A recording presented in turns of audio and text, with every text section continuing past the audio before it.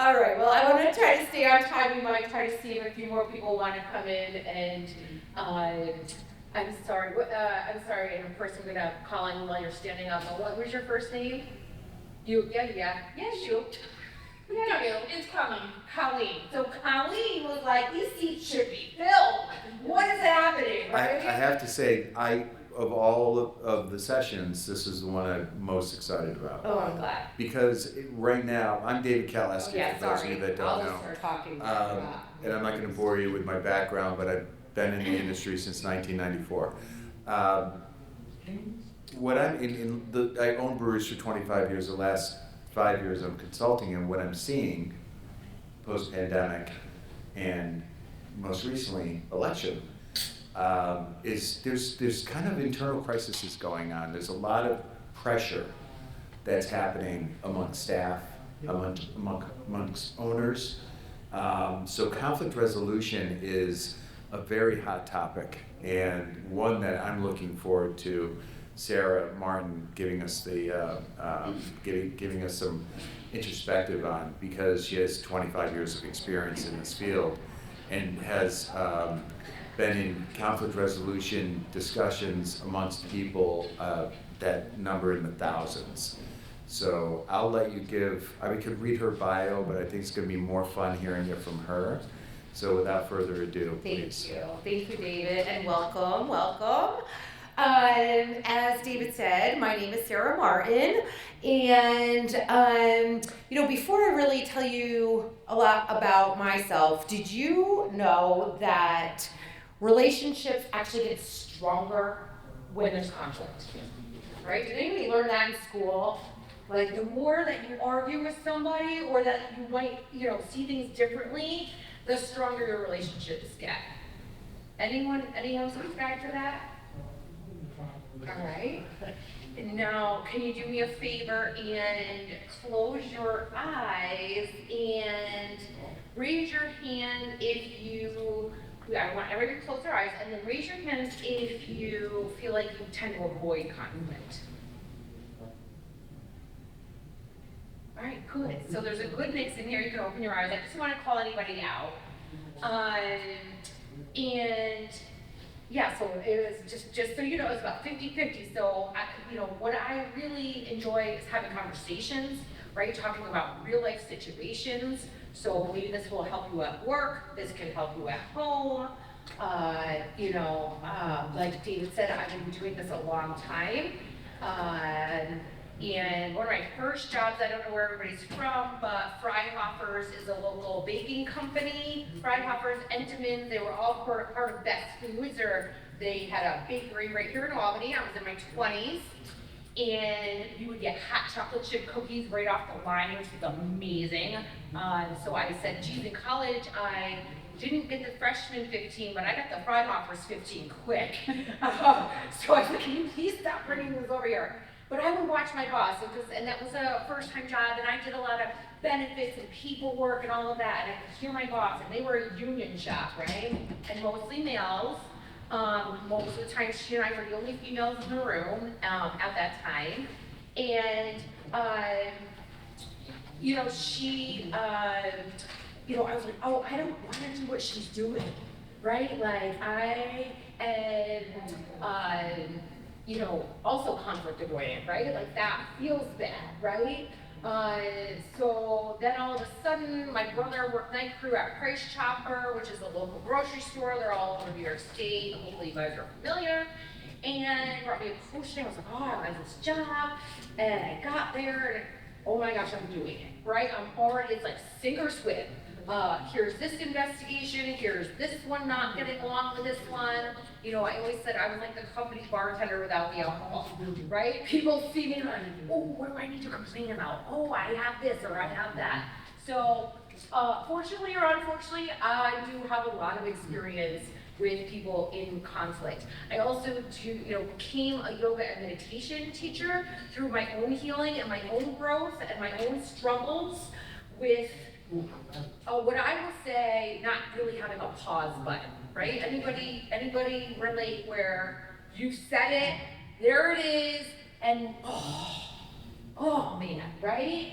And what people talk about when it comes to conflict is repair, right? We're all gonna make mistakes, whether I probably should have spoke up, right? Some of us have the opposite. I always say, geez, I wish I had a clamp down kind of throat chakra, if you will.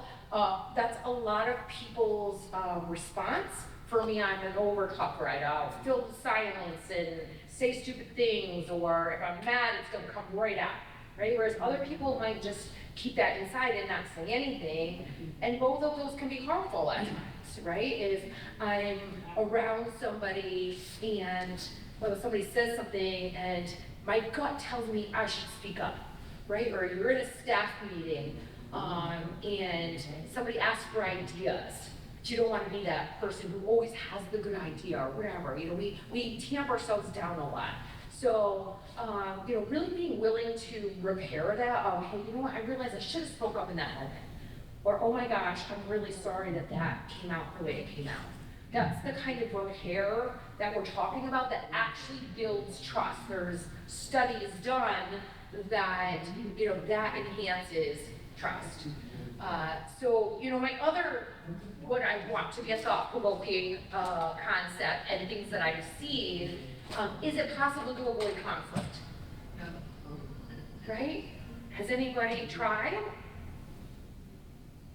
Right? And then what happens? Right? Either, you know, it just gets bigger and bigger and bigger. You know, the consequences on a business. Do all of you own, like, are you running a business, managing a business? People report to you, nods of heads. Okay. You know, so, you know, just in bringing this back, you know, and again, this is so transferable from businesses, from homes to, you know, anyone you're interacting with, really. And we all know this intuitively, but sometimes I feel like we choose to ignore it, but we'd much rather tell someone else about someone else, right? Like if I'm sorry, what's your first name? Kevin, right? If I have a problem with Kevin, I'm sweating just thinking about telling Kevin I have a problem with him, and it's a made-up problem. So imagine if I really had an issue, right? It's hard. It takes a lot of courage to do that. So we'd rather tell someone else, right? That's what happens in most, you know, most workplaces, most schools, families, all of it. We'll just tell someone else about it. Or, you know, these days, let's just put it on social media mysteriously and not name the person. Ooh, that gets a lot of attention. So it builds, you know, mistrust. People are distracted, right? People love, I was doing a training yesterday, I was talking about Us magazine, or like, you know, all the magazines that were sold, you know, are still sold. I used to read them like crazy. They're $8 now, just so you know. I saw it in the airport. I'm like, I'm not addicted to that anymore. $8 for a magazine. But it would keep people distracted, right? It's juicy. We love drama. We want to chew on it. We want to be like, yeah, I experienced that too, right? We bond over it. You know, and this is, you know, I used to tell my store managers too, right? Like, and you're being watched all the time, you know, and people will bond over not liking you because it's an us versus them, that we're already kind of programmed for that. So certainly misinformation, right? When people are gossiping, you ever get a story and you are like this far down the road, and then when you go back to actually have the facts, which is something that we're going to talk about today, that's not what happened at all, right? I used to get in so much trouble. I probably still do. As old as I am still really trusting, really optimistic. If there's a natural idealist, like, can't we all just get along? So you can imagine how I'm feeling in this current state of the world. But, you know, a lot of times, you know, again, that story just gets way out of whack, right? Way out of whack. And people used to bring me stuff though early in my career, and I would just be like, I can't believe that happened to you. I'm so sorry. You know, let me find out. I would validate them. Like they were bringing me facts. People are not always bringing you facts, right? It's their interpretation of what happened. So I learned very early to say, I will look into that, right? I'm going to give you some phrases that are super helpful to buy yourself time, because I think another thing that we do a lot of times when somebody's bringing us something, it's usually loaded, it's emotional, it feels like I gotta respond, right? Because we can get hooked, and we'll talk about kind of this energetic hook, but I feel like, and especially in the time we live in where everything's instant, right? And I got 900 things to do, so I'm gonna deal with this thing right in front of me right now, but that's not always the best thing. And we'll talk about that a little bit, more at length. But so you have the gossip part that I think is, certainly almost unspoken. And will you ever get rid of, of all gossip? No.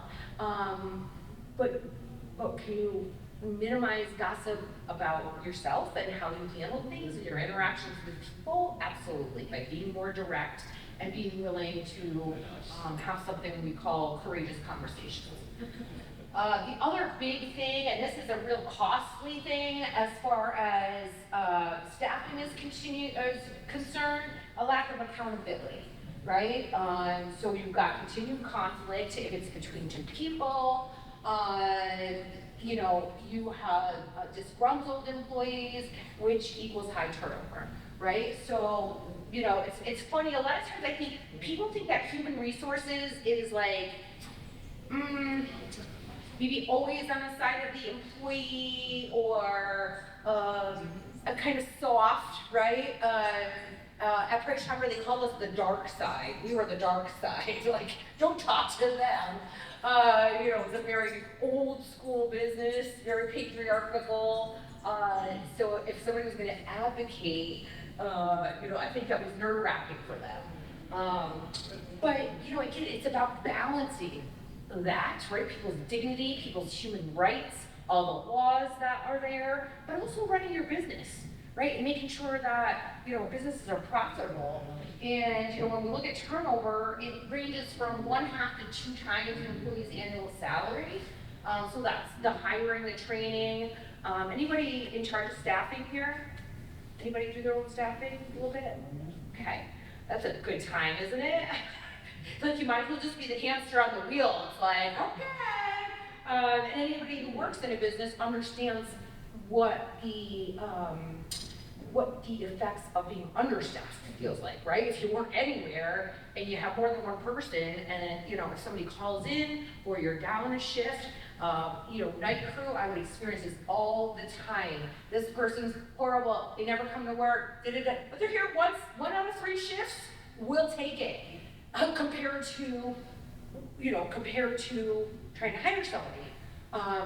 But what's your other night crew thinking? Right? Oh, they only get to come out 1 out of 3 times? Oh, okay, I can get on board with that, right? Then they start that behavior. Or your really good players are like, I'll go get a job somewhere else, right? And so that's when I'm talking about accountability. And our B pluses are our A's these days. I kind of feel like we have some A players, we have B plus. Some people will take a C plus. Those are the people that if you're keeping your D's, your F's, they're frustrated. They're like, you're not holding people accountable, right? So that puts more pressure on other employees quite often. And people, your good people, a lot of times are employable, and they'll say, you know what, I'll go take a job, down the road. If you're gonna allow this kind of behavior. That was a lot of the phone calls I got was people being very frustrated with people not dealing with issues.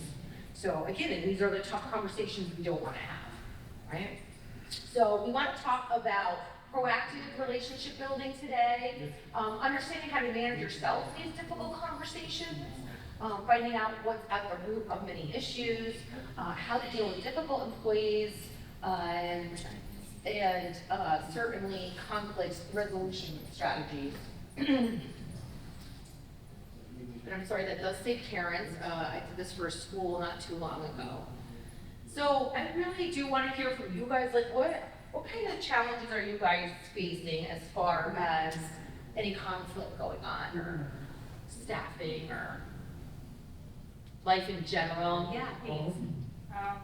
Just a lot of times employees not meeting the standards that have been discussed with them, but when it's hard to find warm bodies to show up and do stuff, it's a fine line between trying to correct the issue and also just trying to not necessarily, like, you might have fired them, a couple of years ago before COVID when staffing wasn't an issue, but you also can't let, stuff go to the side all the time, so. Yeah. It's kind of hard Yeah, to it's a balance it. huge balance. And again, managing performance is a whole different presentation, but part of what I'm talking about, right?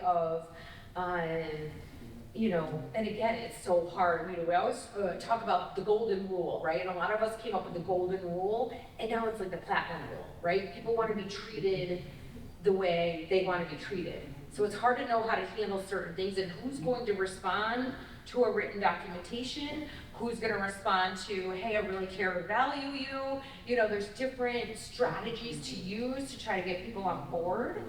I've never, I shouldn't say seen so much training, but we've been training people on really basic things.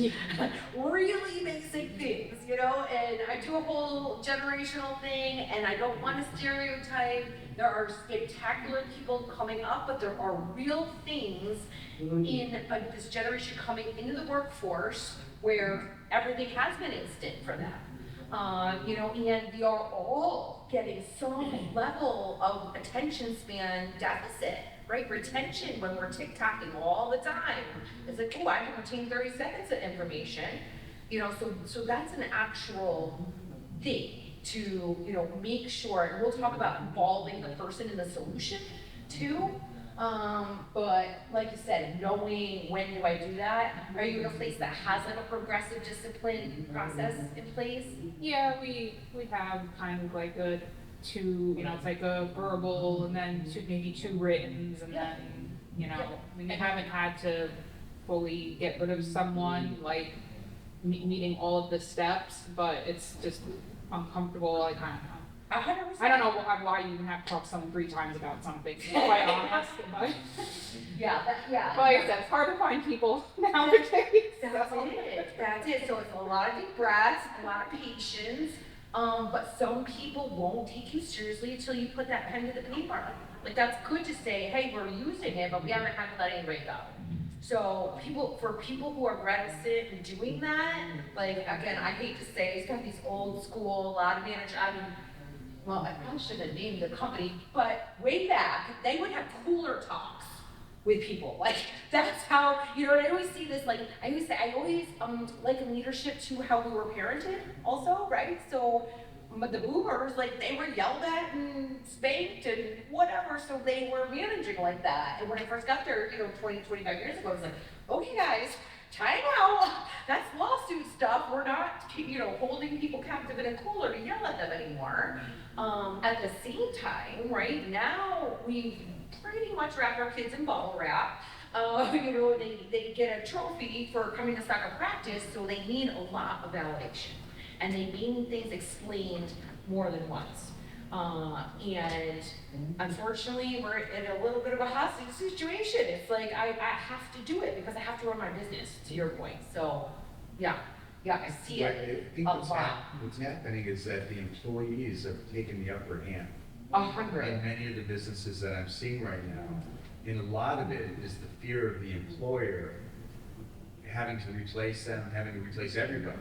Sure. And I'm witnessing mutinies actually in some instances where the whole staff is just walking out.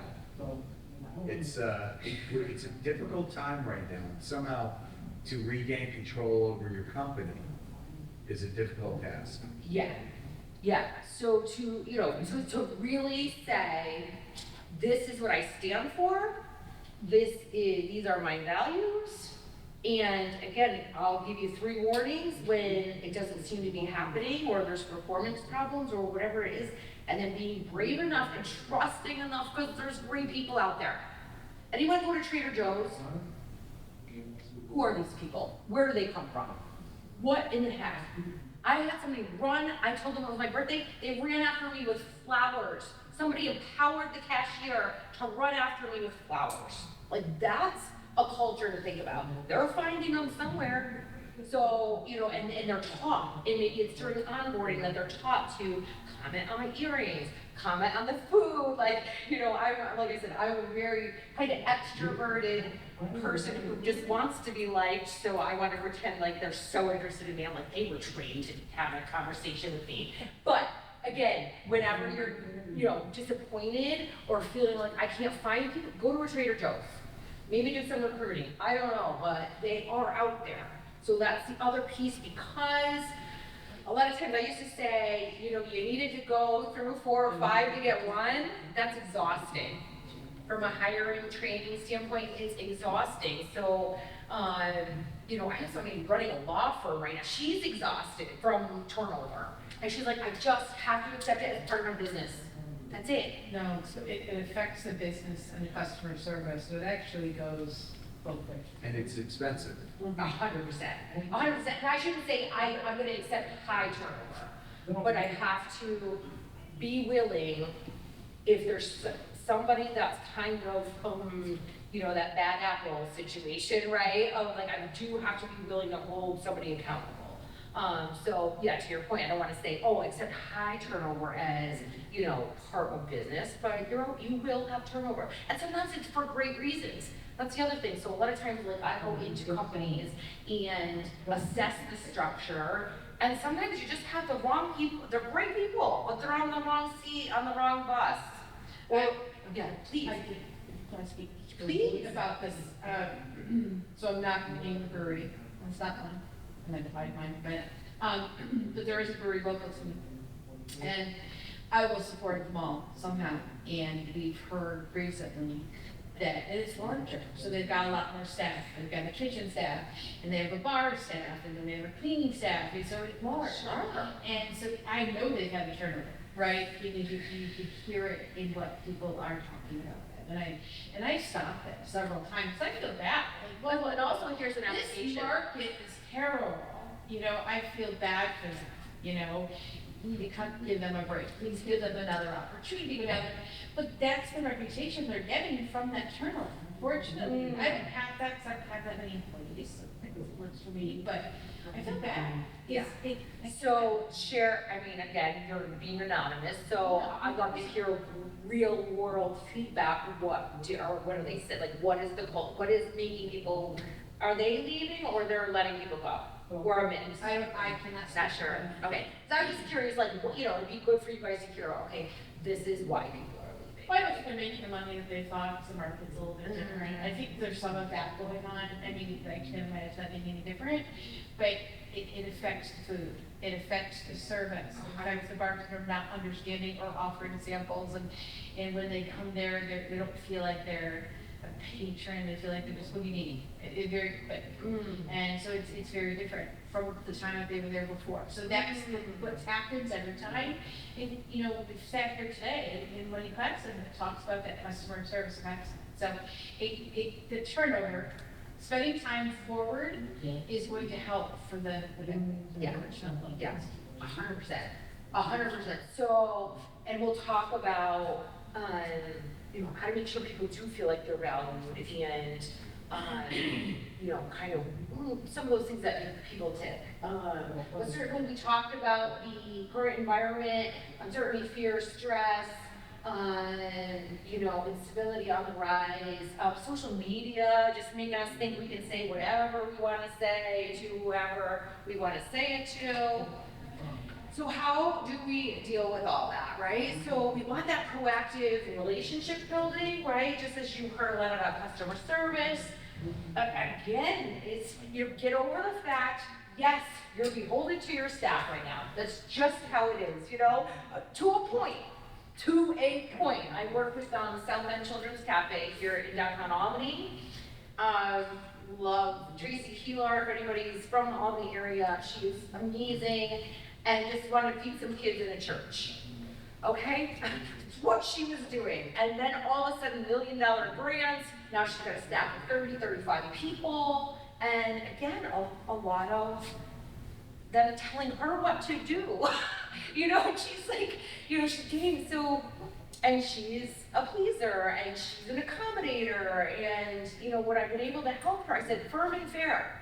People want you firm and fair. You're not always going to be liked. I'm still struggling with this, but like firm and fair. People want you to know what you stand for it, and be friendly in the firm and fair. But you can't keep letting stuff go. And you are able to say, hey, you work for me.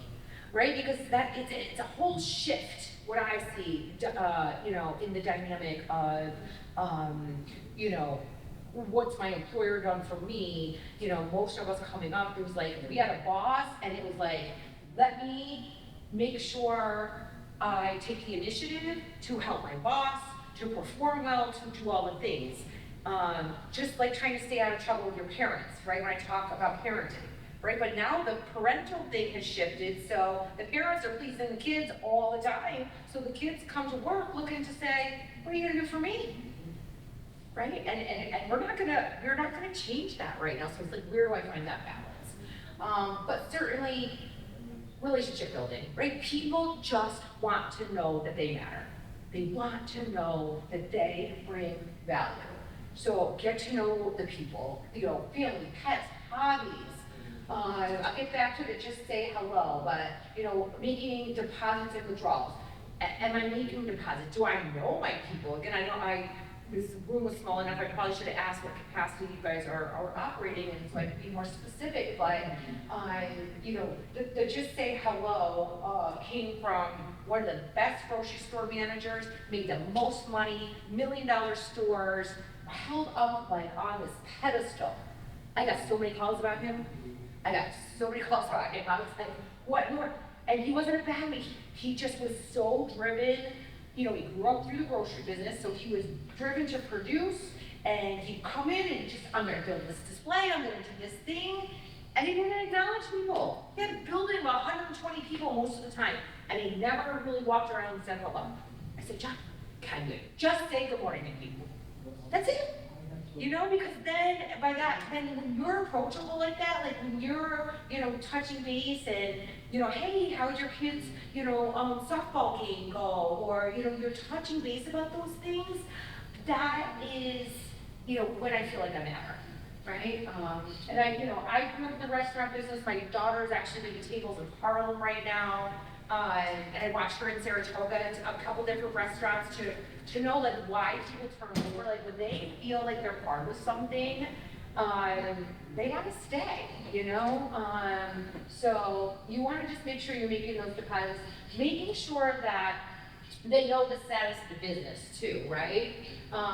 You know, I mean, not every single detail, but certainly, you know, onboarding is going to be super important. Do you have people that have been around? Now long-term's like 2 years, right? That's a long-term employee, 2 years. Pair your new people up with that person. If they're, you know, an outgoing, positive person that actually, you know, gives more job satisfaction to the person that's teaching, right? Oh my gosh, they trust me enough to be training this person and teaching someone else. Certainly ask them first, you know, if there's a way to give them a gift card or a little more money, that's amazing also. But that helps that kind of teamwork, or maybe they rotate through staff. We want days off in. I will tell you, most managers think they do this way more than they do. Way more than they do, because that stuff falls off our plate. We'll talk about, you know, how you're taking care of yourself, how you're showing up, and what's, you know, spilling out for sure. But team building stuff, I gotta tell you, GTM, I've been a consultant for them now 3 years. They're a company of 100 people. There are so many opportunities for us to come together. They do is it weekly or monthly happy hour? Monthly happy hour. I'm the wellness coordinator there. We do 5Ks. They do walks outside. Like I don't actually work at the office. But they have a community committee, doing volunteer work. So, you know, there's just so many different ways.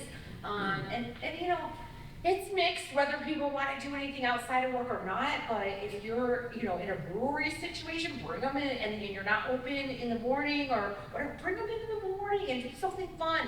Have somebody come out for some training. I just did a training yesterday at that school, and it was just so well written. People were like, oh, she's gonna make me participate, I'm gonna have to talk. And people were like, no, I don't wanna do it. By the end, they had a blast. And I think, and they knew a lot more about each other. And, you know, I think they felt more cohesive. So again, it's just getting out of that comfort zone.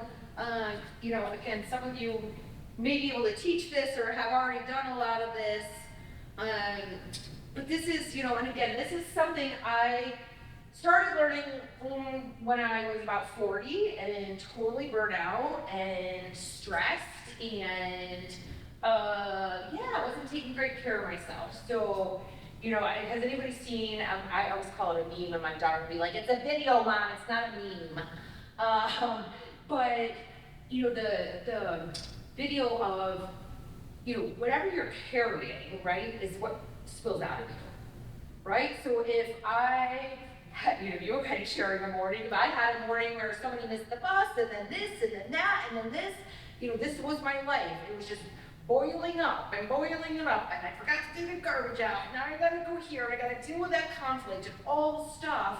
I was full of fire, basically conflict, right? So if somebody nudged me a little bit the wrong way, it was coming out. It was gonna come out. If I want to take care of myself, and I come to places like this, I learn to breathe a little more. We're gonna talk about breath when it comes to conflict management. When I can take that pause, when I've got a couple phrases to buy me time, when I feel my fire, or when I feel like I'm not gonna be courageous enough, right? Like I said, sometimes it's fire, sometimes it's, I don't wanna do this at all. There's some phrases to buy time, right? So if I'm taking care of myself and I'm not full of fire, right? I'm full of compassion for myself, how I treat myself, we'll talk about that. But when somebody brings me something, I might take a deep breath and I can actually be present with that person, which is super rare these days and really appreciated from people. So that could just be something that sets you apart, you know, wherever you are. Again, like I said, work relationships, personal relationships, all the things, because people are always just, right, scrolling. So, you know, being present is like a commodity, I think. But it takes a lot of practice too. We'll talk about that too, as far as listening is concerned. So again, you know, valuing people, telling them what's happening. You know, I'll never forget, they used to do inventory at Price Chopper, and I would help in the stores just because I knew people hated HR, so like I said, kind of have a likability thing, so I'd be like, I'll come help, and you get to know people that way. You know, people love when you'll roll up your sleeves, right? I'm guessing many of you either do that now, or have had a boss that has done it. I can tell you my favorite manager, 22 years old, be in at Saratoga, Barb, and she would roll 8-foot tables in her heels. You know, she's back there throwing dishes faster than any dishwasher you ever saw. And she was probably 50-ish back then. And I still remember her as one of my best bosses ever, because she was willing to do it. You know, but certainly you want people to know results. So I can remember that, you know, they do inventory, and I kind of helped prep or whatever. And there was a part-time floral person that was doing a lot of work that day, and I happened to like go back in the same store the next day, or no, maybe it was a few days later, and she's on the picnic table, and I would go to these Zoom meetings, and so I would hear business results, and I was like, oh hey, I heard your inventory came back really good, and she was like, it did, and like her whole face was lit up, but she put all this work into it, nobody told her. The HR person is like telling her as she's walking in the thing, like why wouldn't her department manager tell her that? Or, you know, but again, because we're all so darn busy that we forget this stuff. But maybe you take some of that away today to say, you know what, maybe there's some things I can share. This is, or maybe you already do that. Does anybody have some things that you do to help keep staff informed?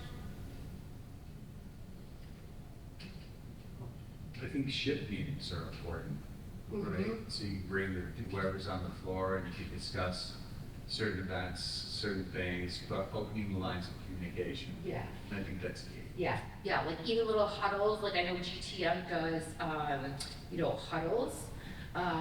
So, you know, that can be helpful. Something that we did at Price Chopper again, you know, if you have a smaller group, and again, I don't know the ins and outs of actually brewing the beer, but from what I have had some conversations about the brewers themselves, and no offense if they're here, they're very particular, and there's a lot of science behind it, and, they can be, very strong-minded about what they're doing. So these can be, some fun conversations to have, but like, let me know what I want, let me receive what they want to tell me, right? Let me be flexible that they might have a better idea than me, even though I own the business. Or I may need to be firm and just say, I'm gonna think about that. I can't see that working right now, or we don't have an investment right now. But certainly, engaging people. So we would have continuous improvement teams. This is through Kaizen, which is way back, a Japanese business model for talking to the people closest to the work. They're the ones who know, right? That's the stuff that used to make me nuts. When I was at Price Shop, it was like, people like from the corporate office, like, let's send the $9 chocolates to the inner city store and see who's gonna buy that. And then let's beat up the grocery manager who can't sell them. And people, that's the stuff people would complain to me about. And I was like, yeah, like, how about, like, you just pay a little more attention? So, those are the things, which is hard. When your to-do list is 1.5 miles long, it is hard, but I guess I would want you to walk out of here thinking everyone has some value, right? Even the person that's complaining all the time, again, if you're larger, if you have 30 or more people, tag them with a solution. Hey, why don't you get with so-and-so and come propose something to me, right? That you don't have to solve every problem. And that would be part of, listening and valuing people as well. So certainly you want to, make sure we're listening. And again, that is a little manipulative part. I would always take the biggest complainer and put them on that CI team. At least they have a voice and kept them, I hate to say kept them a little busy. But so many times they came up with awesome solutions that saved a lot of money or made a lot of money. So, don't underestimate the value of listening to your people. All right, so we also talked about, dealing with problem employees. Certainly, most of you probably have some experience here that we don't get personal, we focus on the behavior. To your point, as far as people not really knowing what you would expect them to know sometimes. We employed a lot of people in their first jobs at a grocery store, and you forget, some of these kids have never grocery shopped in their life, right? Like, if some of you have a wait staff or, wherever you are, and the person is not a microbrew drinker, or they mostly eat chicken tenders and french fries, like, there's an education that has to be done, right? I know my daughter worked at a restaurant that was, it was a family-run place, but they would feed these kids. The kids would show up and they would go to do their homework there. That's how how inclusive the work environment really was. But again, when someone's struggling, telling them exactly what's expected, and then not forgetting, right? Sometimes, like, I put the conversation off for 3 or 4 weeks because this person's a problem employee anyway, and then we have the conversation. It's so draining. And now I see the same behavior 2 weeks later. Oh my God, please don't make me do that again. Right? And we do it with our kids too. Everybody has kids, it's kind of like, I'd rather just give them the M&Ms. Like, whatever it is. But it's so worth the investment. It is so worth the investment. And has anybody had somebody that you managed or worked around that you watched turn around because of your feedback and your mentorship? Right? That's so rewarding. Because sometimes people just don't know what they don't know, or they haven't felt valued. So they just keep going down the street. They keep going down the street. But when somebody takes an interest in you, it's amazing what can happen. And that was my favorite part of the supermarket, of just watching people. Something I would add to the bottom is when I had conflicts with my employees at a job, we would repeat what they asked, like what their concerns were.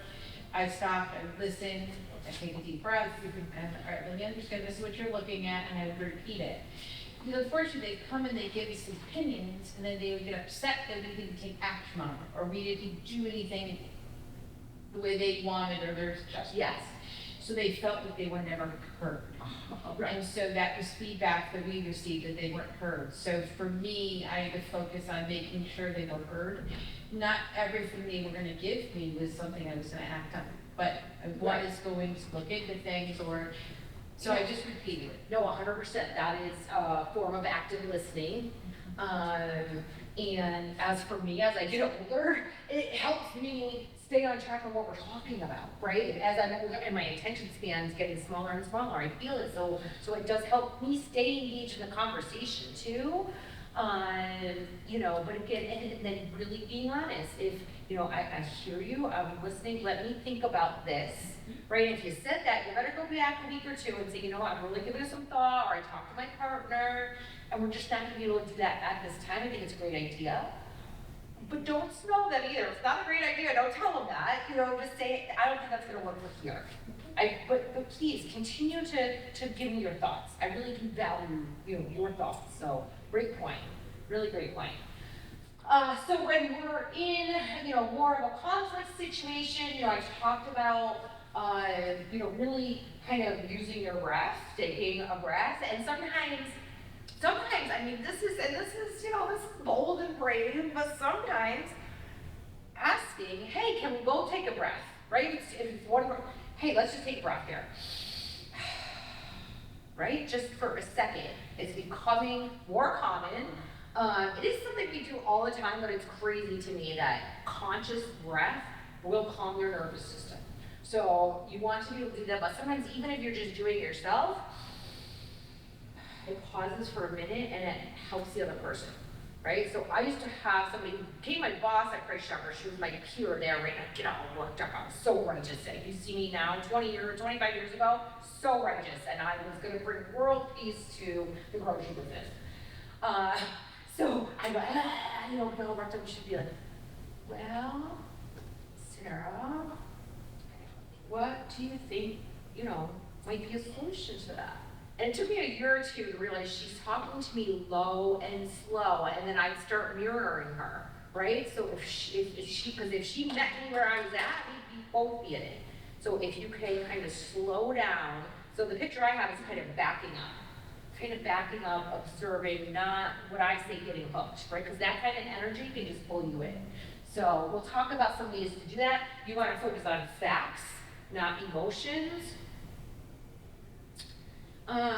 So, you know, talking about compassion and empathy, you've got compassion being fueled by understanding and accepting that we're all made of strength and struggle. This is from Brene Brown.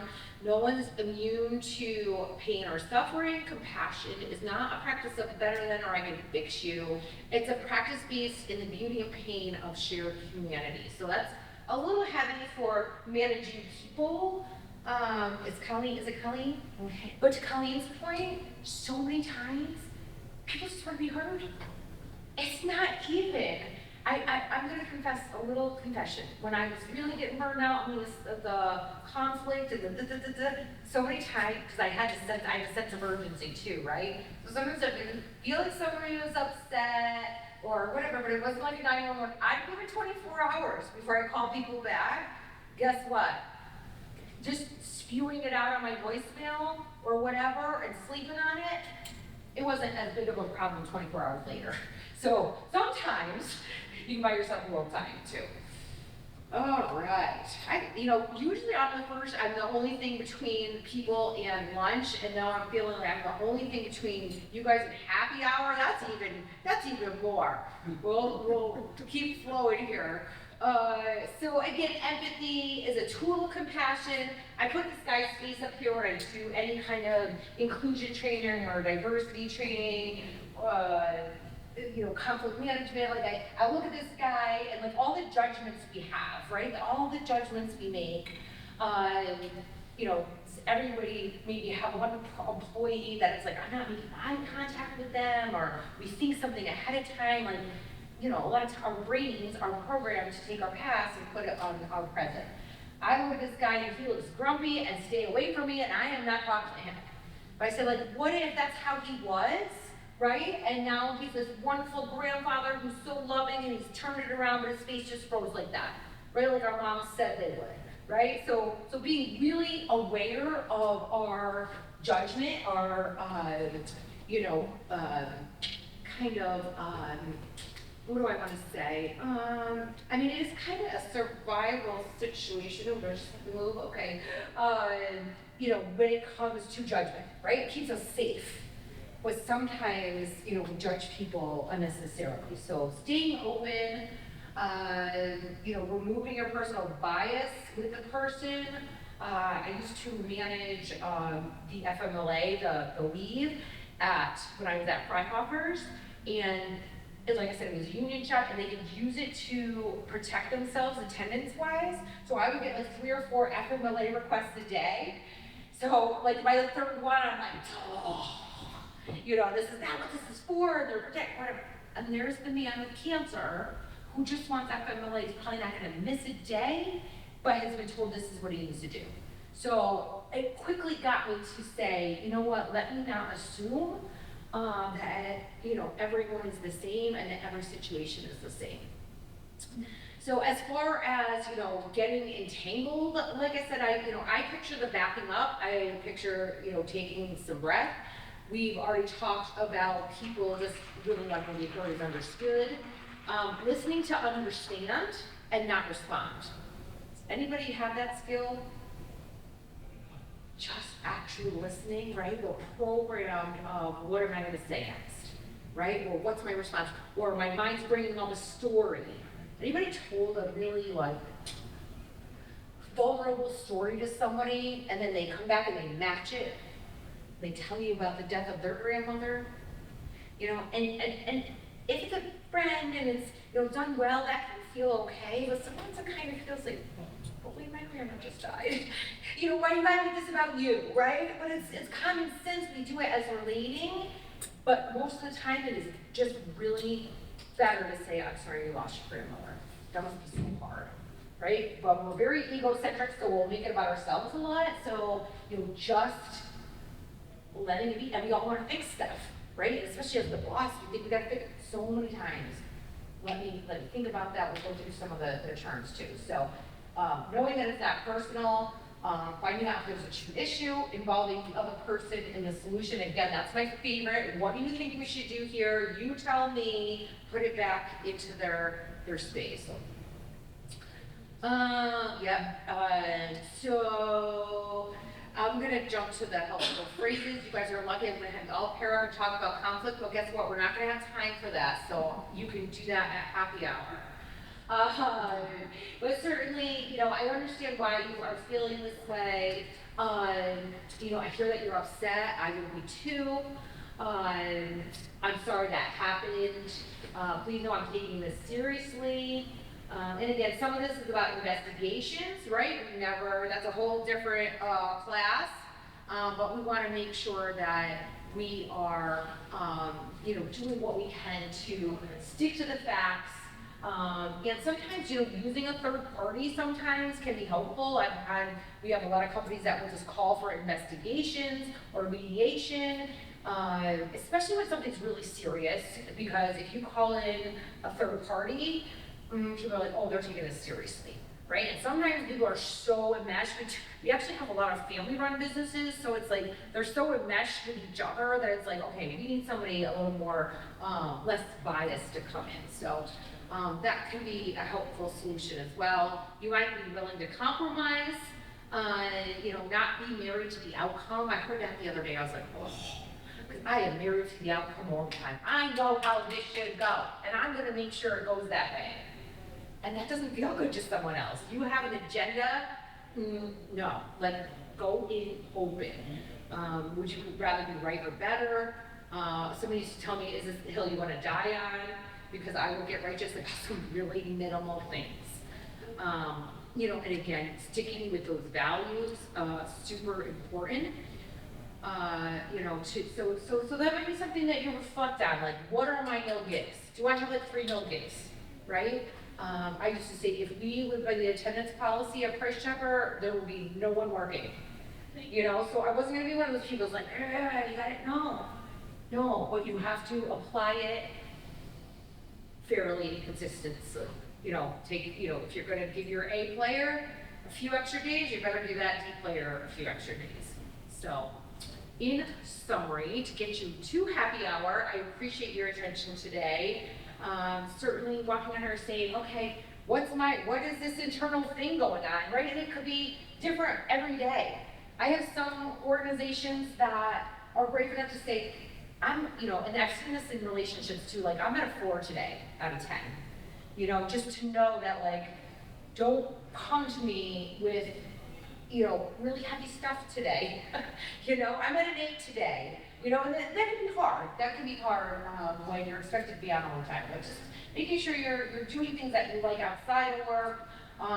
Do you even remember that you're breathing? Sometimes at a stop sign, it is good to take a nice deep breath. It might change your life. Again, we talked about compassion and empathy, listening to understand versus planning a response, and again, working towards a solution and being open to help. Any other thoughts, questions, specific? Yeah. I have a question. You talked about Trader Joe's, and I know you worked at Price Chopper for a long time, which seems to accomplish this well. Just curious if you have any thoughts on just overall, just company visions and cultures and how that shapes employment and start like things to think about from a high level. If you have any thoughts? Yeah, as far as creating that, you mean? Yeah, or just like what we've heard from, I don't know, Neil from his vision, or what. Because people like to be a part of something, feel like they're on a ride for something, and I just give an insight Yes, on that. when they were doing it really well, I will say like they involve us in writing them. Yeah. So I don't know if you're running a business or whatever it is, but like if you have a staff 20 to 50, or there's certain people you can put on certain projects, having them come up with it and then really living by it. Do you remember what that sounded like? Like what do we want us to? Do you remember what it sounded like? You guys were writing For with that? them, so there was some eras we went through. I was there 20 plus years. Yeah. So one of them, does anybody remember the book It's Your Ship? Have you ever heard? So this was about empowerment. Okay. They tried. Yeah. They tried, but unfortunately there was 70 years before that of patriarchy and dictatorship that, didn't really allow it. The concept was there, but you actually have to trust people and you have to allow them to make mistakes. And and not shame them for that. Yeah. So the more you're asking and you're commenting and you're watching, I think that's so important. And asking questions like you just asked of your staff too. Of hey, what good things have you guys seen out there? Right? And then talk to those Trader Joe's people. I'm telling you, I want to know. So, and leading by example, huge. If you're saying one thing and doing another, just like parenting, it doesn't matter. So just being a good, connected, compassionate person really gets you a lot of places. All right. Anybody else? Well, thank you very much. Thank you. Really All appreciate all your insight. right, thank you very much. All right, let's go All back. right. Thank you.